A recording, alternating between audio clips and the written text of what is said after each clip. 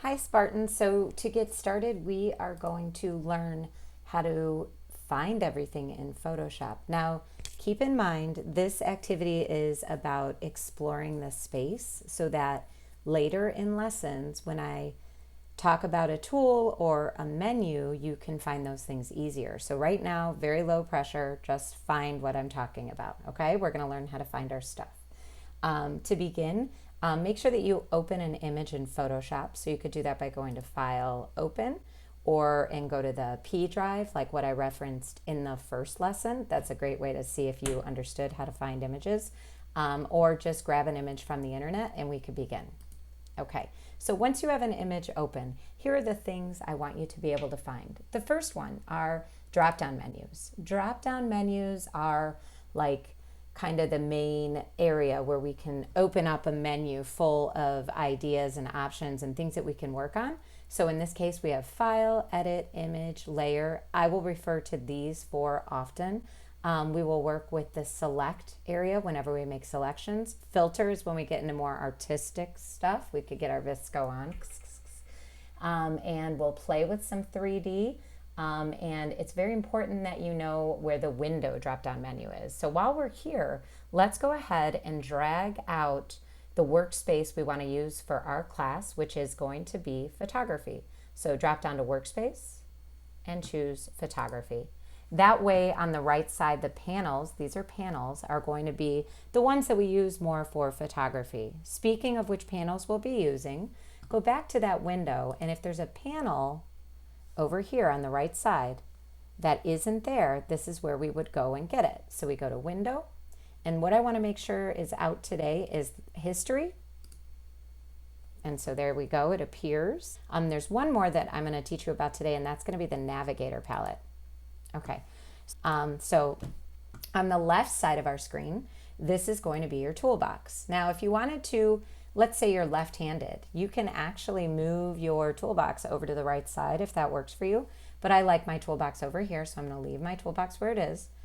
But I like to set my tools up so that it's easy for me to use. And for this demonstration, I'm going to ask that you set yours up like mine, just so we can find what we're talking about. So to do that, click the double arrows on the top right, and then we'll get a double strand of tools, okay? Now, speaking of the tools, so this is how we begin to control what's on our image. And one of the cool things Photoshop allows us to do is if I hover over a tool, the name of that tool will pop up.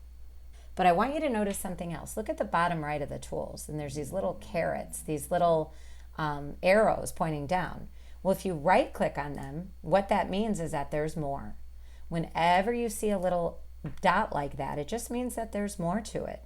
So speaking of that, what I want you to do is go down your toolbar to the bottom, find the three dots, and this is going to be the Edit Toolbar box. This is key to finding the tools we need, because with all the updates Photoshop does, they decide what tools they think are necessary or not for you to use. So if there's a tool missing, this is where you can find it.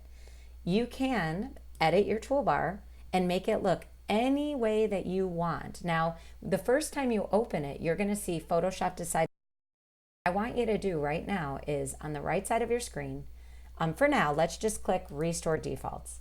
And it's going to group certain tools together, and that will work really well for our purposes because then we can all find the same thing. So again, Restore Defaults, and then all the tools will be where we want them to be.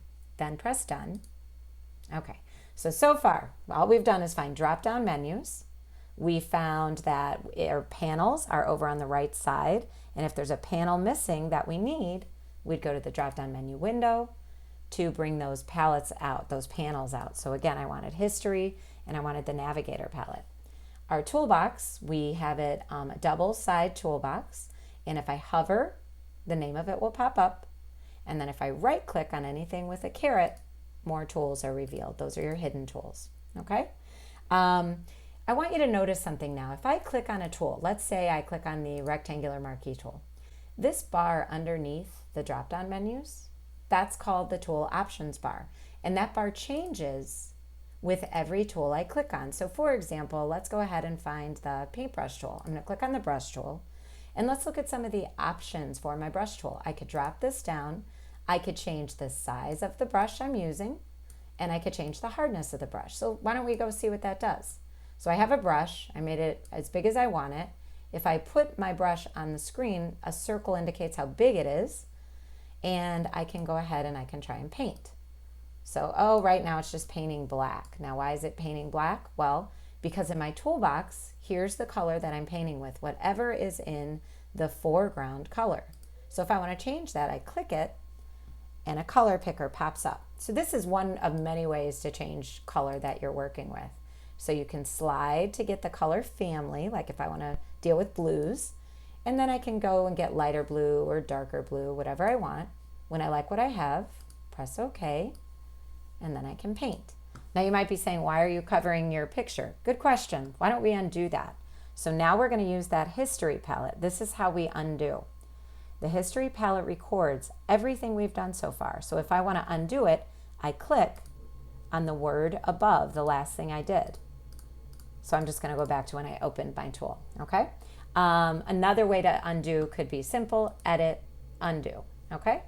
So now we have our brush tool. Now let's learn about these options a little more, right? Let's go ahead and make our foreground color black again. Here's a quick way to do it. The default black foreground color and white foreground color is this little button. Click it and black will be in the foreground. So we're still on our brush tool, our paintbrush tool. I want you to go to mode, and this time I want to show you how these options allow me to make my brush do what I want it to do. So I want to show you a quick way, a cool way to turn a picture black and white. Change the mode to color. So again, we went to drop down menu mode and chose color. Okay, now I'm going to start painting my image. So what do you see happening? I'm turning this color image black and white. Pretty nifty, huh? So go ahead and play with that for a second. This would be how maybe we want to turn part of our image black and white, but we want to just leave the rest of it in color. That's just a cool trick, cool party trick. Okay, now I'm going to go ahead and show you how to undo that. Again, I go to my history palette, and I would just step back and restore it. Okay, so now we've played with some tools in our toolbox. The next thing I want to show you is this. This is the picture I'm working on. This is called the document window. And right now, my document window is full screen. If I was working with more than one image at a time, I would want to flip. I can move it around. Why would I want to do that? This would be if I was working with more than one image at a time. Let's learn how to change the view of our image. So find the zoom tool, bottom right, looks like a magnifying glass. And if I wanted to click and drag, it will zoom me right into what I am clicking and dragging around. Notice that in the tool options bar, I could click minus, and that will bring me out. Okay, so that's one way to go in. Here's another way to go in. Remember that navigator palette that I had for you? That navigator palette, it looked like the ship steering wheel. So you see a small thumbnail. That means a small picture of your picture. And notice there's a slider bar. I can zoom in, I can zoom out. But here's one of the coolest things about the navigator palette. Let's say that I was zooming in because I was editing something. Find this red box, put your cursor inside, click, and you can scroll your image. Now, why does something like that matter? Because let's say that I'm editing or painting, and I just want to paint the face of my subject. So I'm going to make my brush smaller. Right now I'm hitting the left bracket key on my keyboard. And I'm going to go ahead and I'm going to paint her face. It's one of my students from last year. And I'm not doing a totally perfect job, but you could get the idea. But let's say I want to paint her mom's face and I want to stay zoomed in this much. Now I'm going to take my cursor, put it inside that red box in the navigator palette, scroll over here, and let's say maybe I just want to paint her sweater, her shirt. So right now I'm zoomed in, and allows me to go through the image, being zoomed in at that amount, and just knowing where I'm at within the whole image. So the navigator palette is really important when you're doing some close-up editing. Again, one of the coolest things about Photoshop is it allows you to zoom all the way in down to the pixel, which matters because pixels are these little square-shaped colors that make up the quality of your image, and it allows for perfect editing. So again, these pixels are square shaped. So let me show you how to zoom out. A quick way to zoom out is double click the hand tool. Double click and you're zoomed out. So before I start playing with this, I want to undo what I've played with so far because I want to have a clean picture. So again, I click on that history palette and click on the thumbnail. So what does a selection mean? All right, it means that if I click and drag around one area of my picture, that I get these things that are moving. Those are called marching ants. What do marching ants mean? Marching ants mean that I can only work within this area. So let's prove it. I'm going to get that paintbrush tool again. And my mode is still in color. And I'm going to go ahead and I need to make the size of my brush bigger so I can drop down the size menu in the options bar, make my brush bigger. And I'm going to go ahead and paint. I want you to notice it is only turning black and white what's inside the marching ants. So this is what makes Photoshop the best. It gives you control. So again, marching ants mean I'm only selected within that part. I can only manipulate in there. I can't even paint outside. It won't let me. So now let's learn how to deselect, right? Control D. You could press on your keyboard. Look at your keyboard. Look for the word control or CTRL at the bottom left of your keyboard. And press control, hold it, and press D at the same time. Control D. And those marching ants, they'll go away. Now I'm going to undo that because I want to bring my marching ants back. So right now I have those marching ants. I'm going to show you another party trick. So let's say I want to work on everything in the image but what's inside the marching ants. If I go to the drop-down menu, select, and choose inverse, now I have marching ants behind my image. So it's everything but what I originally had selected. So let's try another cool trick. Go to the drop-down menu, Image, Adjustments, and this time I want you to choose Invert.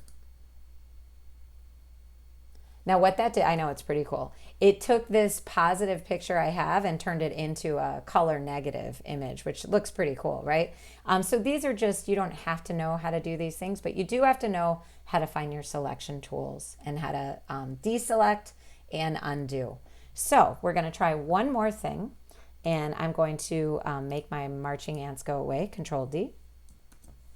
And for now, I'm going to go ahead and restore my picture back to its normal state by clicking in the history palette and clicking back to the top of the thumbnail. And I'm going to show you how I could change the contrast of an image. So here's how I can make an image brighter or darker. Follow me in the drop-down menu. Go to Image, Adjustments, Levels. Now I like levels. There's tons of other ways to do it, but levels are the best because of this. You have this input levels. This is called a histogram. Looks like a mountain range, right? On the black side or the gray side, this represents your shadows. So if I slide this in, you'll see my shadows increase. On the right side are my highlights. If I slide that in, you'll see my highlights increase. So this is a way to adjust the contrast of your image.